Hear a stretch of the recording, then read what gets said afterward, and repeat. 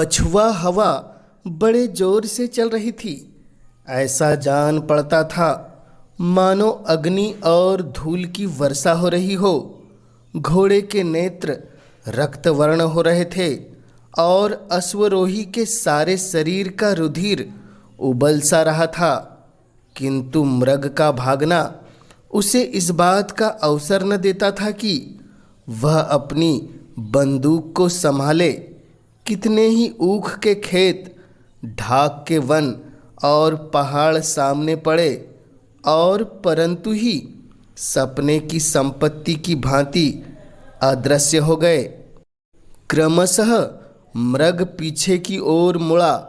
सामने एक नदी का बड़ा ही ऊंचा कगार दीवार की भांति खड़ा था। आगे भागने की राह बंद थी और उसमें से कूदना मानो मृत्यु के मुख में कूदना था। हिरन का शरीर शिथिल पड़ गया। उसने एक करुणा भरी दृष्टि से चारों ओर अपनी दृष्टि फेरी, किंतु उसे हर तरफ मृत्यु ही मृत्यु दृष्टिगोचर होती थी। अश्वरोही के लिए इतना समय बहुत था। उसकी बंदूक से गोली क्या छूटी, मानो मृत्यु ने एक महाभयंकर जय ध्वनि के साथ अग्नि की एक प्रचंड ज्वाला उगल दी। हिरन भूमि पर लौट गया। मृग पृथ्वी पर पड़ा तड़प रहा था और अश्वरोही की भयंकर और हिंसा प्रिय आँखों से प्रसन्नता की ज्योति निकल रही थी। ऐसा जान पड़ता था कि उसने असाध्य साधना कर लिया। उसने उस पशु के शव को नापने के बाद सींगों को बड़े ध्यान से देखा और मन ही मन प्रसन्न हो रहा था कि इससे कमरे की सजावट दूनी हो जाएगी और नेत्र सर्वदा उस सजावट का आनंद और सुख भोगेंगे। जब तक वह इस ध्यान में मग्न था, उसको सूर्य की प्रचंड किरणों का लेस मात्र भी ध्यान न था, किंतु ज्यों ही उसका ध्यान उधर से फिरा, वह उष्णता से विहल हो उठा और करुणापूर्ण आंखें नदी की ओर डाली। लेकिन वहाँ तक पहुँचने का कोई मार्ग न दिखाई पड़ा और न कोई वृक्ष ही जिसकी छाया में जरा विश्राम करता। इस चिंता अवस्था में एक अति दीर्घकाय पुरुष नीचे से उछलकर कगारे के ऊपर आया और अश्वरोही के सम्मुख खड़ा हो गया। अश्वरोही उसको देखकर बहुत अचंभित हुआ। नव आगंतुक एक बहुत ही सुंदर और हष्टपुष्ट मनुष्य था। मुख के भाव उसके हृदय की स्वच्छता और चरित्र की निर्मलता का पता देते थे। वह बहुत ही दृढ़ प्रतिज्ञ, आशा निराश तथा भय से बिल्कुल बेपरवाह सा जान पड़ता था। मृग को देखकर उस सन्यासी ने बड़े स्वाधीन भाव से कहा, राजकुमार, तुम्हें आज बहुत ही अच्छा शिकार हाथ लगा। इतना बड़ा मृग इस सीमा में कदाचित ही दिखाई पड़ता है। राजकुमार के अचंभे की सीमा नहीं रही। उसने देखा कि साधु उसे पहचानता है। राजकुमार बोला, जी हाँ, मैं भी यही ख्याल करता हूँ। मैंने भी आज तक इतना बड़ा हिरन नहीं देखा, लेकिन इसके पीछे आज बहुत हैरान होना पड़ा। सन्यासी ने दयापूर्वक कहा, निसंदेह तुम्हें दुख उठाना पड़ा होगा। तुम्हारा मुख लाल हो रहा है और घोड़ा भी बेदम हो गया है। क्या तुम्हारे संगी बहुत पीछे रह गए? इसका उत्तर राजकुमार ने बिल्कुल बेपरवाही से दिया, मानो उसे इसकी कुछ भी चिंता नहीं थी। सन्यासी ने कहा, यहाँ ऐसी कड़ी धूप और आंधी में खड़े तुम कब तक उनकी राह देखोगे? मेरी कुटी में चलकर जरा विश्राम कर लो। तुम्हें परमात्मा ने ऐश्वर्य दिया है, लेकिन कुछ देर के लिए संन्यास आश्रम का रंग भी देखो और वनस्पतियों और नदी के शीतल जल का स्वाद लो। यह कहकर सन्यासी ने उस मृग के रक्तमय मृत शरीर को ऐसी सुगमता से उठाकर कंधे पर धर लिया मानो वह एक घास का गट्ठा था, और राजकुमार से कहा, मैं तो प्रातः कगार से ही नीचे उतर जाया करता हूँ, किंतु तुम्हारा घोड़ा संभव है न उतर सके, अतएव दिन की राह छोड़कर 6 मास की राह चलेंगे।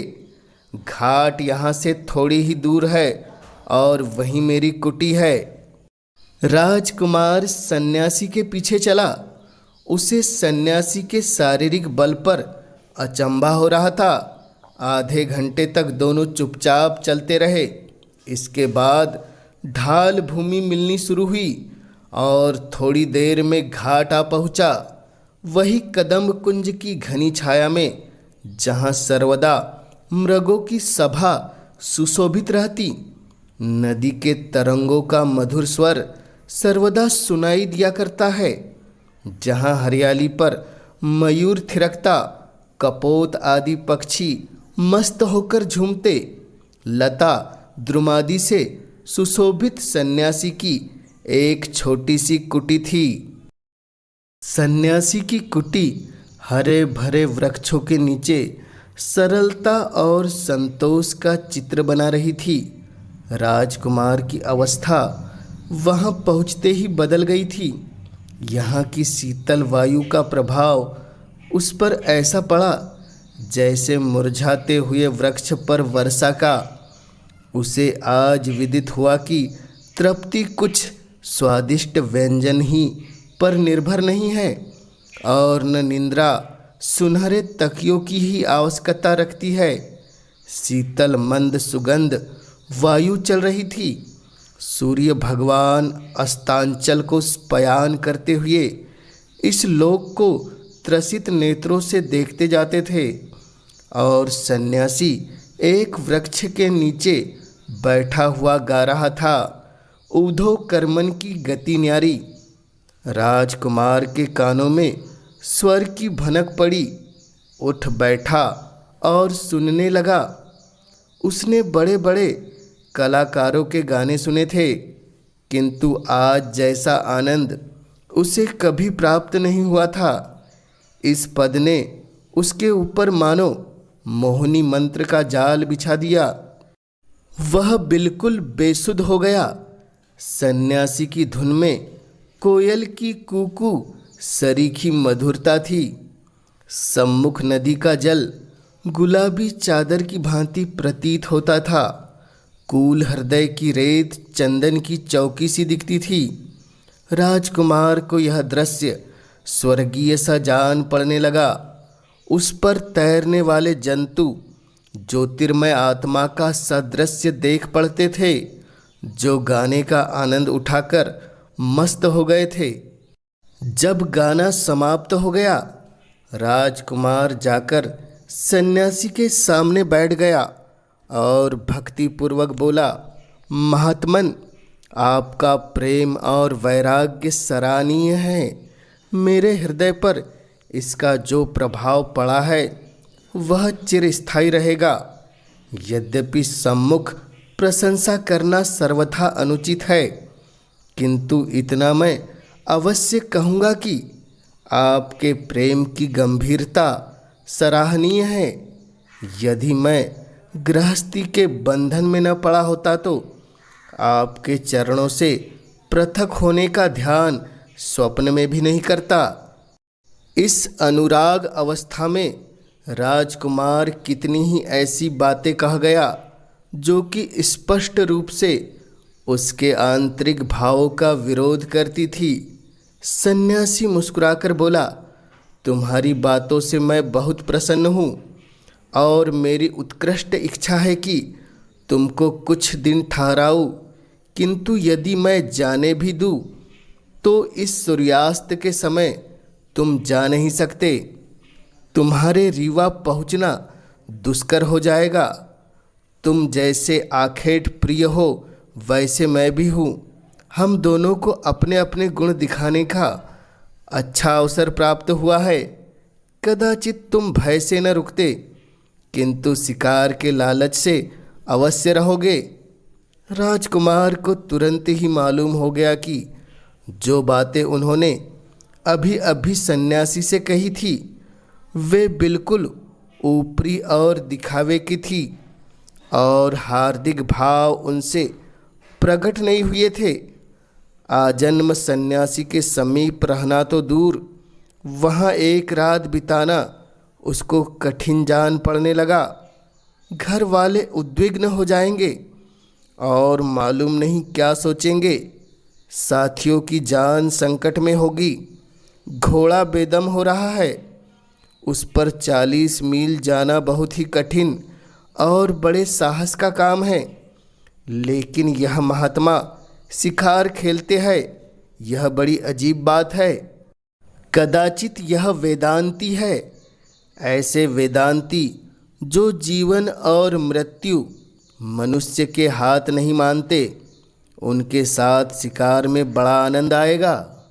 यह सब सोच विचार कर उन्होंने सन्यासी का आतिथ्य स्वीकार किया, उन्हें धन्यवाद दिया और अपने भाग्य की प्रशंसा की, जिसने उन्हें कुछ काल तक और साधु संग से लाभ उठाने का अवसर दिया। रात 10 बजे का समय था। घनी अंधियारी छाई हुई थी। सन्यासी ने कहा, अब हमारे चलने का समय हो गया है। राजकुमार पहले से ही प्रस्तुत था। बंदूक कंधे पर रखकर बोला, इस अंधकार में सूकर अधिकतर मिलेंगे, किंतु ये पशु बड़े भयानक है। सन्यासी ने एक सोटा हाथ में लिया और कहा, कदाचित इससे भी अच्छे शिकार हाथ आवे। मैं जब अकेला जाता हूँ कभी खाली नहीं लौटता। आज तो हम 2 हैं। दोनों शिकारी नदी के तट पर नालों और रेतों के टीलों को पार करते और झाड़ियों से अटकते चुपचाप चले जा रहे थे। एक ओर श्यामवर्ण नदी थी, जिसमें नक्षत्रों का प्रतिबिंब नाचता दिखाई देता था और लहरें गान कर रही थी। दूसरी ओर घनघोर अंधकार, जिसमें कभी कभी केवल खदोतों के चमकने से एक क्षण स्थायी प्रकाश फैल जाता था। मालूम होता था कि वे अभी अंधेरे से निकलने डरते हैं। ऐसी अवस्था में कोई घंटा चलने के बाद वह एक ऐसे स्थान पर पहुँचे जहाँ एक ऊंचे टीले पर घने वृक्षों के नीचे आग जलती दिखाई पड़ी। उसी समय इन लोगों को मालूम हुआ कि संसार में इसके अतिरिक्त और भी कई वस्तुएं हैं। सन्यासी ने ठहरने का संकेत किया। दोनों एक पेड़ की ओट में खड़े होकर ध्यानपूर्वक देखने लगे। राजकुमार ने बंदूक भर ली। टीले पर एक बड़ा छायादार वटवृक्ष था। उसी के नीचे अंधकार में 10-12 मनुष्य अस्त्र शस्त्रों से सुसज्जित मिर्जई पहने चरस का दम लगा रहे थे। उनमें से प्रायः सभी लंबे थे, सभी के सीने चौड़े, सभी हष्टपुष्ट मालूम होते थे। यह कोई सैनिकों का दल है जो विश्राम कर रहा है। राजकुमार ने पूछा, यह लोग शिकारी है? सन्यासी ने धीरे से कहा, बड़े शिकारी है। यह राह चलते यात्रियों का शिकार करते हैं। ये बड़े भयानक हिंसक पशु है। इनके अत्याचार से गांव के गांव बर्बाद हो गए और जितनों को इन्होंने मारा है उसका हिसाब परमात्मा ही जानता है। यदि आपको शिकार करना हो तो इनका शिकार कीजिए। ऐसा शिकार आप बहुत प्रयत्न करने पर भी नहीं कर पा सकते। यही पशु है जिन पर आपको शस्त्रों का प्रहार करना उचित है। राजा और अधिकारियों के शिकार यही है।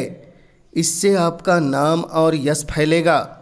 राजकुमार के जी में आया कि 2 एक को मार डाले, किंतु सन्यासी ने रोका और कहा, इन्हें छोड़ना ठीक नहीं। अगर यह कुछ उपद्रव न करे तो बचकर निकल जाएंगे। आगे चलो, संभव है कि इससे भी अच्छे शिकारी हाथ में आवे। तिथि सप्तमी थी, चंद्रमा भी उदय हो गया। इन लोगों ने नदी का किनारा छोड़ दिया था, जंगल भी पीछे रह गया था। सामने एक कच्ची सड़क दिखाई पड़ी और थोड़ी देर में कुछ बस्ती भी दिखाई पड़ने लगी। सन्यासी एक विशाल प्रासाद के सामने आकर रुक गए और राजकुमार से बोले, आओ इस मौलसरी के वृक्ष पर बैठे, परंतु देखो बोलना मत, नहीं तो दोनों की जान के लाले पड़ जाएंगे। इसमें एक बड़ा भयानक हिंसक जीव रहता है, जिसने अनगिनत जीवधारियों का वध किया है। कदाचित हम लोग आज इसको संसार से मुक्त कर दे। राजकुमार बहुत प्रसन्न हुआ, सोचने लगा, चलो रात भर की दौड़ तो सफल हुई। दोनों मौलसरी पर चढ़कर बैठ गए।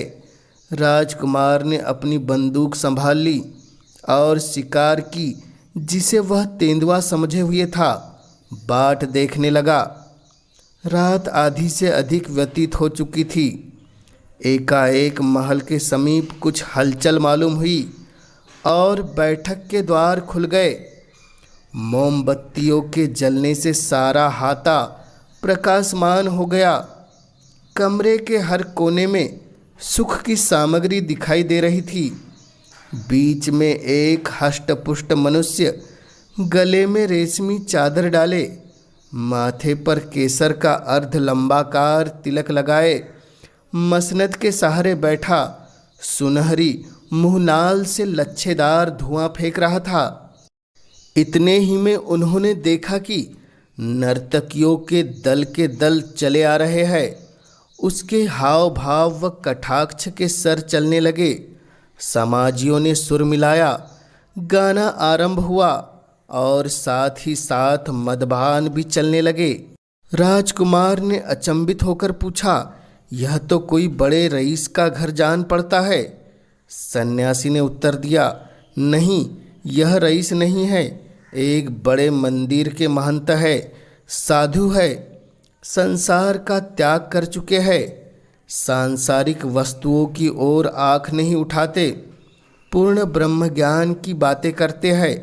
यह सब सामान उनकी आत्मा की प्रसन्नता के लिए है। इंद्रियों को वश में किए हुए इन्हें बहुत दिन हुए। सहस्त्रों सीधे सादे मनुष्य इन पर विश्वास करते हैं, इनको अपना देवता समझते हैं। यदि आप शिकार करना चाहते हैं तो इनका कीजिए। यह राजाओं और अधिकारियों के शिकार है। ऐसे रंगे हुए सियारों से संसार को मुक्त करना आपका परम धर्म है। इससे आपकी प्रजा का हित होगा तथा आपके नाम का यश फैलेगा। दोनों शिकारी नीचे उतरे। सन्यासी ने कहा, अब रात अधिक बीत चुकी है, तुम बहुत थक गए होंगे, किंतु राजकुमार के साथ आखेट करने का अवसर मुझे बहुत कम प्राप्त होता है। अतएव एक शिकार का पता और लगाकर तब लौटेंगे।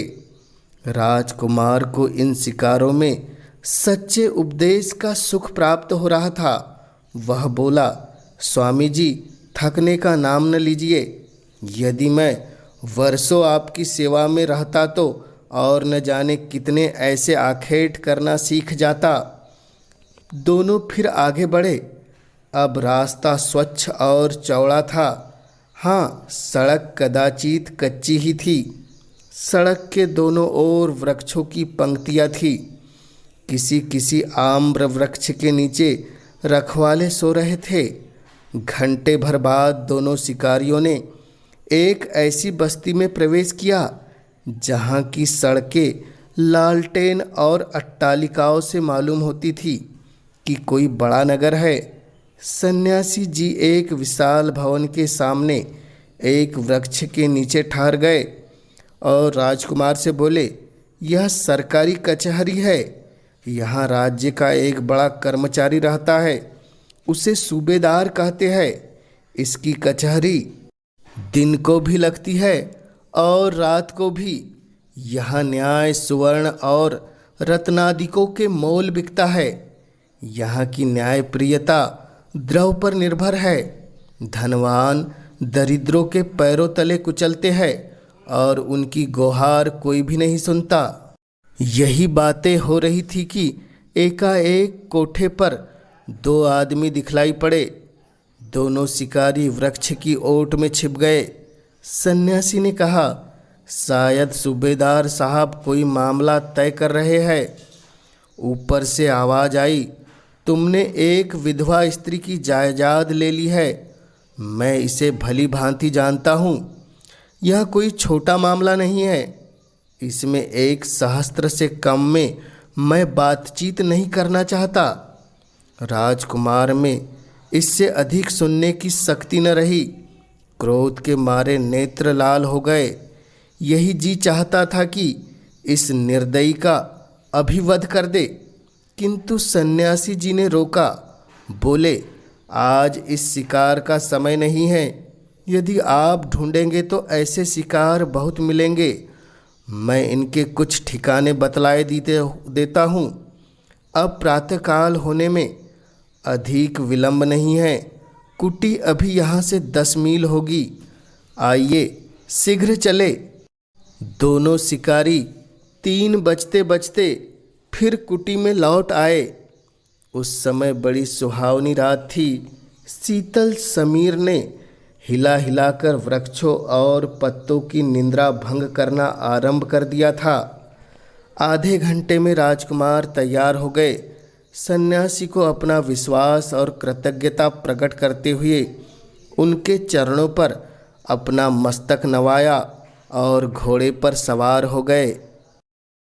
सन्यासी ने उसकी पीठ पर कृपापूर्वक हाथ फेरा। आशीर्वाद देकर बोले, राजकुमार, तुमसे भेंट होने से मेरा चित्त बहुत प्रसन्न हुआ। परमात्मा ने तुम्हें अपनी सृष्टि पर राज करने हेतु जन्म दिया है। तुम्हारा धर्म है कि सदा प्रजापालक बनो। तुम्हें पशुओं का वध करना उचित नहीं। इन दीन पशुओं के वध करने में कोई बहादुरी नहीं, कोई साहस नहीं। सच्चा साहस और सच्ची बहादुरी दोनों की रक्षा और उनकी सहायता करने में है। विश्वास मानो, जो मनुष्य केवल चित्त विनोदार्थ जीव हिंसा करता है, वह निर्दयी घातक से भी कठोर हृदय है। वह घातक के लिए जीविका है, किंतु शिकारी के लिए केवल दिल बहलाने का एक सामान। तुम्हारे लिए ऐसे शिकारों की आवश्यकता है जिससे तुम्हारी प्रजा को सुख पहुँचे। निशब्द पशुओं का वध न करके तुमको इन हिंसकों के पीछे दौड़ना चाहिए, जो धोखाधड़ी से दूसरों का वध करते हैं। ऐसे आखेट करो जिससे तुम्हारी आत्मा को शांति मिले, तुम्हारी कीर्ति संसार में फैले। तुम्हारा काम वध करना नहीं, जीवित रखना है। यदि वध करो तो केवल जीवित रखने के लिए। यही तुम्हारा धर्म है। जाओ, परमात्मा तुम्हारा कल्याण करे।